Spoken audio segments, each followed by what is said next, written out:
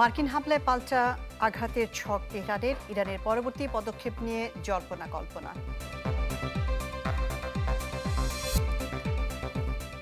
মধ্যপ্রাচ্যের ভবিষ্যৎ নিয়ে জুয়ায় মেতেছেন ট্রাম্প।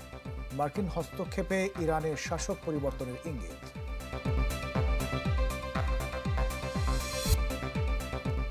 চার দিনের রিমান্ডে রাতের ভোটের সিএসসি নুরুল হুদা, মব নিয়ে পুরনো বলি স্বরাষ্ট্র উপদেষ্টার।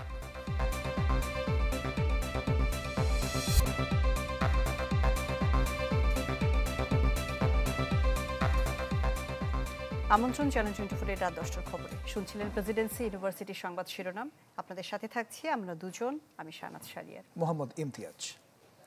আলোচনা নাকি যুদ্ধ? কোন পথে হাঁটবে তেহরান? পরমাণু স্থাপনায় মার্কিন হামলার পর এটি এখন সবচেয়ে বড় প্রশ্ন। যদি যুদ্ধের পথে হাঁটে তেহরান, তবে কোথায় কিভাবে হতে পারে পাল্টা আক্রমণ, তা নিয়ে চলছে জল্পনা। আর সমঝোতার পথ বেছে নিলে যুক্তরাষ্ট্রের ইউরেনিয়াম শর্ত মেনে নিবে কিনা তা নিয়েও ভিন্ন মত বিশ্লেষকদের।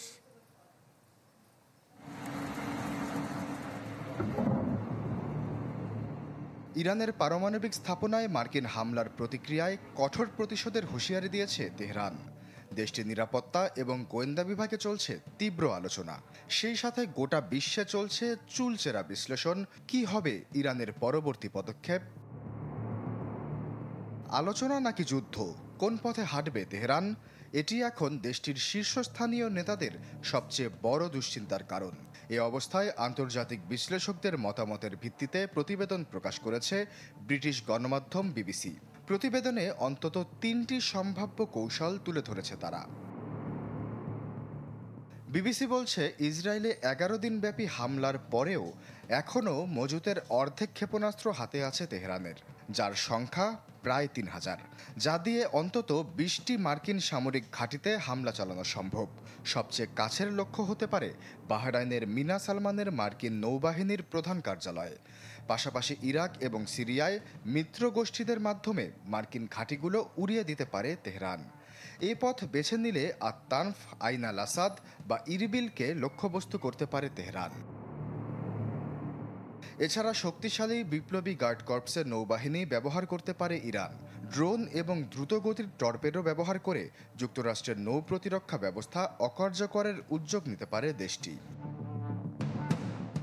তবে যে কোনো প্রতিশোধমূলক হামলার কঠোর জবাবের হুঁশিয়ারি দিয়েছেন ট্রাম্প। আর একই সাথে দুটি দেশের সাথে সংঘাত চালিয়ে নেওয়া কঠিন হতে পারে। সেক্ষেত্রে অপেক্ষাকে কৌশল হিসেবে ব্যবহার করতে পারে ইরান। উত্তেজনা প্রশমিত হবার পর যখন সর্বোচ্চ সতর্কতা থেকে বেরিয়ে আসবে মার্কিন ঘাঁটিগুলো, তখন নিজেদের সুবিধাজনক সময়ে হামলা চালালে বড় সাফল্যের সম্ভাবনা থাকবে ইরানের। এই পথ বেছে নিলে মার্কিন কূটনৈতিক, কনসুলার বা বাণিজ্য মিশনগুলোকে লক্ষ্যবস্তু করতে পারে তেহরান। তৃতীয় পন্থা হিসেবে মাত্রাতিরিক্ত সংযমের নজির দেখাতে পারে ইরান।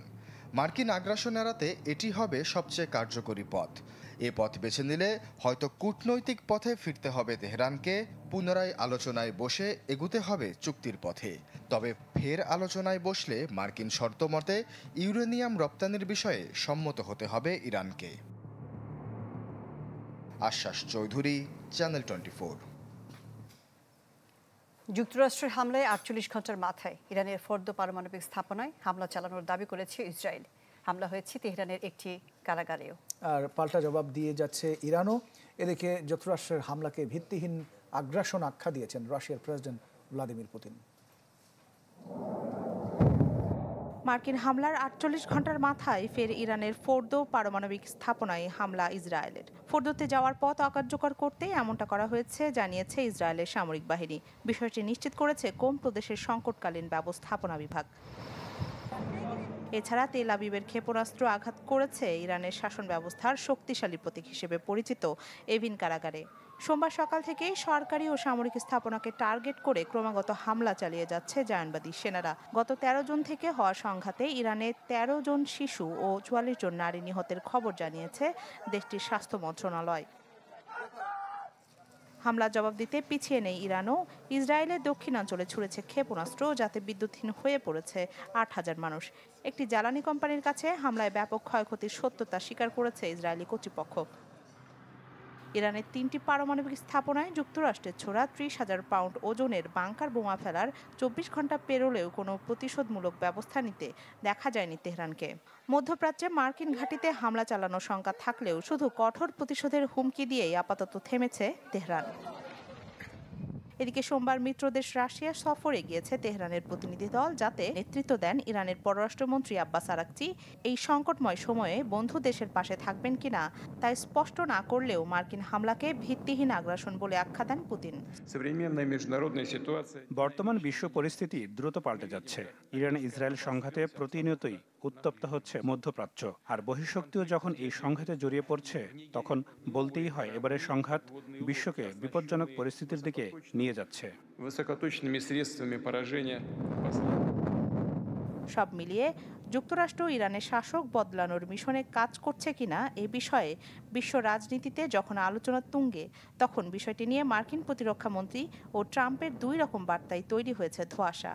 ইরানের মসনদ নিয়ে মাথা ব্যথা নেই প্রতিমন্ত্রী পিট হেগসেথ এমন কথা বললেও অন্য সুর প্রেসিডেন্ট ট্রাম্পের। রাখি জেসমিন, চ্যানেল 24। মধ্যপ্রাচ্যের ভবিষ্যৎ নিয়ে যেন জুয়ায় মেতেছেন মার্কিন প্রেসিডেন্ট ডোনাল্ড ট্রাম্প। তবে রাজনৈতিক ক্যারিয়ার ঝুঁকিতে ফেলে ইরানের সাথে ট্রাম্প পূর্ণমাত্রায় যুদ্ধে জড়াবে না বলে মনে করেন বিশেষজ্ঞরা। সেক্ষেত্রে তাদের মত হল, যুক্তরাষ্ট্রের হামলার জবাবে মধ্যপ্রাচ্যে মার্কিন সামরিক ঘাঁটিতে ইরানের হামলার সম্ভাবনা কম। ইরানের পরমাণু স্থাপনায় টনকে টন বোমা ফেলে যুক্তরাষ্ট্রের মিজৌরি বিমান ঘাঁটিতে ফিরছে মার্কিন B-2 বোমারু বিমান। নিয়মনীতিকে পাশ কাটিয়ে এই হামলায় শুধু নিজের রাজনৈতিক ক্যারিয়ার নয়, বরং মধ্যপ্রাচ্যের ভবিষ্যৎ নিয়ে যেন জুয়ায় মেতেছেন ডোনাল্ড ট্রাম্প। সেই খেলার প্রথম চালে ইরানের কোর্টে পাঠানো হয় এসব মার্কিন যুদ্ধ বিমান। বিশ্লেষকরা বলছেন, যদি এই সংঘাতে শেষ পর্যন্ত হাসিল হয় মার্কিন স্বার্থ, তবে চূর্ণ হবে 40 বছর ধরে পশ্চিমাদের চোখে চোখ রেখে কথা বলার ইরানি দম্ভ। ইরানের ক্ষমতায় পড়তে পারে মার্কিন হস্তক্ষেপ। এতে ক্ষমতার পরবর্তী 3 বছরে বিশ্বে ভয়ের রাজত্ব কায়েম করতে পারেন ডোনাল্ড ট্রাম্প, যার সরাসরি সুবিধা ভোগ করবে অন্যতম মিত্র ইসরায়েল। তবে যুক্তরাষ্ট্র পূর্ণকালীন যুদ্ধে জড়াবে না বলেই মত বিশেষজ্ঞদের। প্রকাশ্যে এই যুদ্ধে জড়াবে না ওয়াশিংটন। আপনি এটিকে একটি বিশেষ অভিযান হিসেবে দেখতে পারেন। ঠিক যেভাবে ওসামা বিন লাদেন এবং কাসেম সোলাইমানিকে হত্যা করেছে যুক্তরাষ্ট্র, ইরানের পারমাণবিক স্থাপনায় হামলা তেমন কিছুই। ওয়াশিংটন টানা সংঘাতে নাম না লেখানোর আরেকটি কারণ ইরানের সাথে চীন রাশিয়ার সখ্যতা। এরই মধ্যে তেহরানকে পারমাণবিক স্থাপনা টিকিয়ে রাখতে সহায়তার আশ্বাস দিয়েছে মস্কো। ডোনাল্ড ট্রাম্পের আচমকা হামলা প্রতিশোধ উন্মুক্ত ইরান মধ্যপ্রাচ্যে মার্কিন মিত্রদের ওপর হামলা চালায় কিনা সে আশঙ্কাও আছে অনেকের, বিশেষ করে যাদের দেশে মার্কিন ঘাঁটি ও সেনা উপস্থিতি আছে। তবে কিছু বিশেষজ্ঞ বলছেন, এমন পদক্ষেপ নাও নিতে পারে ইরান। বেশিরভাগ আঞ্চলিক দেশ ইরানের উপর হামলার নিন্দা জানিয়েছে, তাই উপসাগরীয় অঞ্চলে অবস্থিত আমেরিকান ঘাঁটিতে হয়তো আক্রমণ করবে না তেহরান। কেননা যুক্তরাষ্ট্র যে হামলা চালিয়েছে তাতে কোনো ঘাঁটি সহায়তা নেয়নি তারা।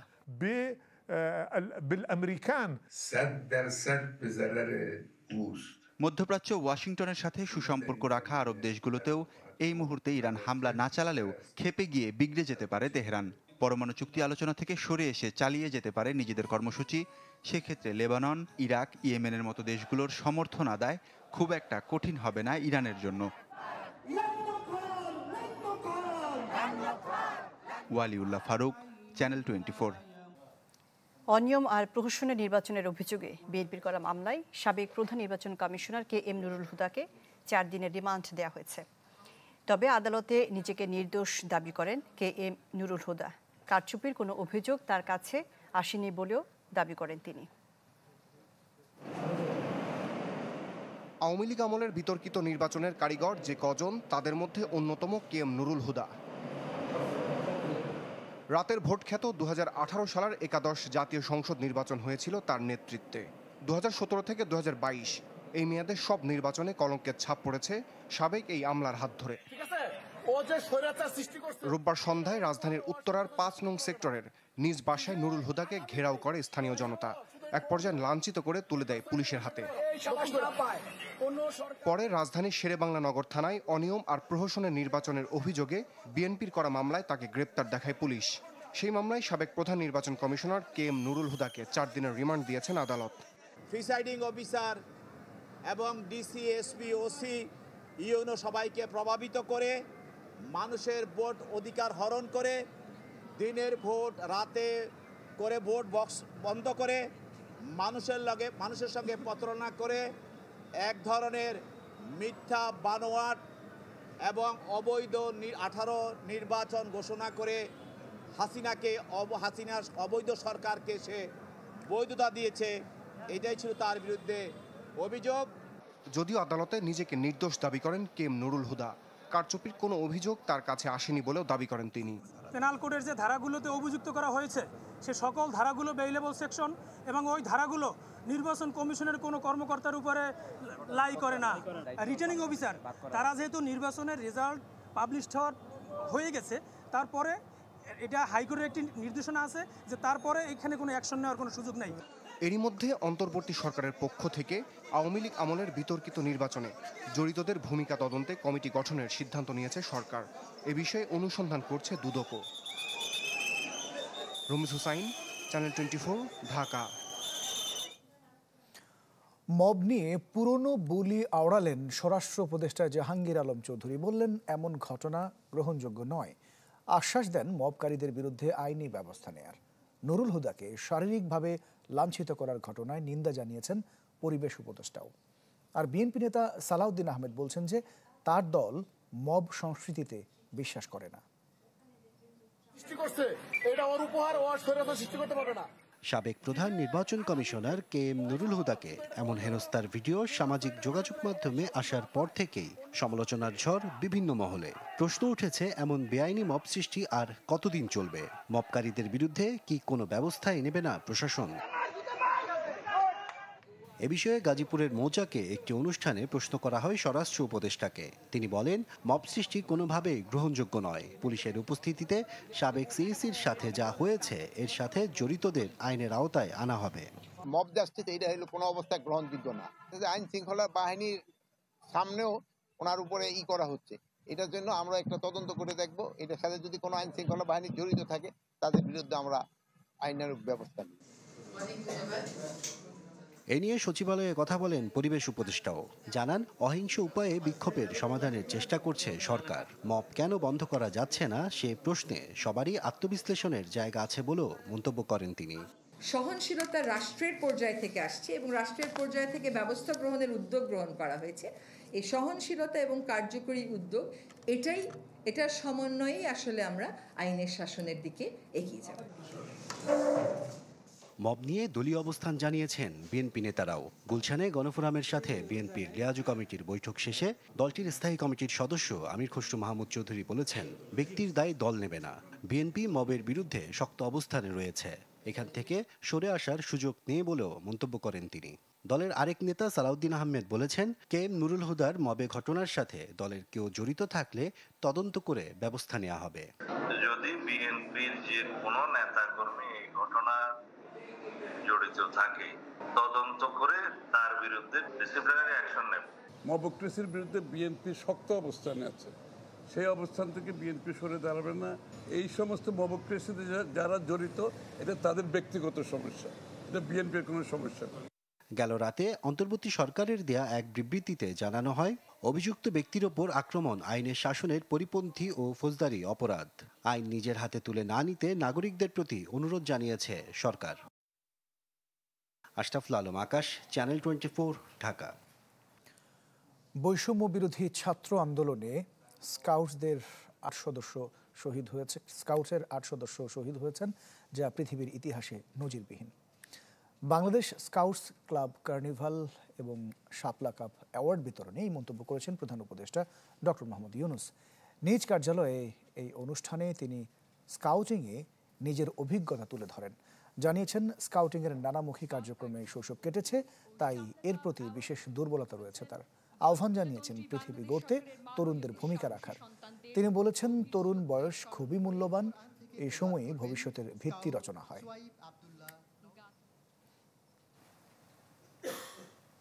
রাষ্ট্রপতিকে শপথ কে পড়াবেন, স্পিকার না প্রধান বিচারপতি? এ বিষয়ে রুলের চূড়ান্ত শুনানির জন্য 7 জুলাই দিন ঠিক করেছেন হাইকোর্ট। বিচারপতি শশাঙ্ক শেখর সরকারের নেতৃত্বাধীন বেঞ্চ এই দিন ধার্য করেন। এর আগে রাষ্ট্রপতিকে জাতীয় সংসদের স্পিকারের শপথ পড়ানোর বৈধতা চ্যালেঞ্জ করে হাইকোর্টে রিট হয়। বিচার বিভাগের প্রধান হিসেবে প্রধান বিচারপতি জাতীয় রাষ্ট্রপতিকে শপথ পড়ান, সে নির্দেশনা চাওয়া হয় রিটে। স্বাস্থ্য মন্ত্রণালয়ের সাথে আলোচনা হলেও পরিষ্কার পথরেখা না পাওয়ায় এখনই ক্লাসে ফিরছেন না ঢাকা মেডিকেল কলেজের শিক্ষার্থীরা। সচিবালয়ের স্বাস্থ্য মন্ত্রণালয়ের প্রধান উপদেষ্টার বিশেষ সহকারী ডাক্তার মোহাম্মদ সাইদুর রহমানের সাথে বৈঠক করেছেন শিক্ষার্থীরা। এ সময় আবাসন সংকট নিরসনে দ্রুত ব্যবস্থা নেওয়ার দাবি জানিয়েছেন তারা বলেছেন তাদের শিক্ষা জীবন ক্ষতিগ্রস্ত হচ্ছে, অবিলম্বে রোড ম্যাপ বাস্তবায়ন চান তারা। শহীদ ডাক্তার ফজলে রাব্বি হলের সহকারী প্রভোস্ট জানিয়েছেন স্বাস্থ্য উপদেষ্টা নূরজাহান বেগমের সাথে আলাদাভাবে বসে শিক্ষার্থীদের দাবির যৌক্তিকতা তুলে ধরা হয়েছে। তিনি আরও জানিয়েছেন সমস্যার সমাধান সময় সাপেক্ষ বলে জানিয়েছেন উপদেষ্টা। তারা যে আন্দোলন করতেছে এই দাবিগুলো সম্পূর্ণ যৌক্তিক। এক্ষেত্রে আমরা কলেজের যে আমাদের যে প্রশাসন, যারা প্রিন্সিপাল, ভাইস প্রিন্সিপাল, অন্যান্য শিক্ষক মণ্ডলী, একাডেমিক কাউন্সিল এবং শিক্ষকরা সবাই কিন্তু একমত যে বেসিক্যালি এটা আমাদের একটা আশু সমাধান হওয়া দরকার। আলোচনা হয়েছে, কিন্তু এখনো যেহেতু আমরা ক্লিয়ার রোডম্যাপ পাইনি এবং ক্লিয়ার ইনস্ট্রাকশন পাইনি কিভাবে কি হচ্ছে, সেহেতু আমরা এখনো ক্লাসে ফিরছি না। কিন্তু আমাদের যাতে একাডেমিক কার্যক্রম ব্যাহত না হয়, আমরা চাই দ্রুত এটা সমাধান হোক।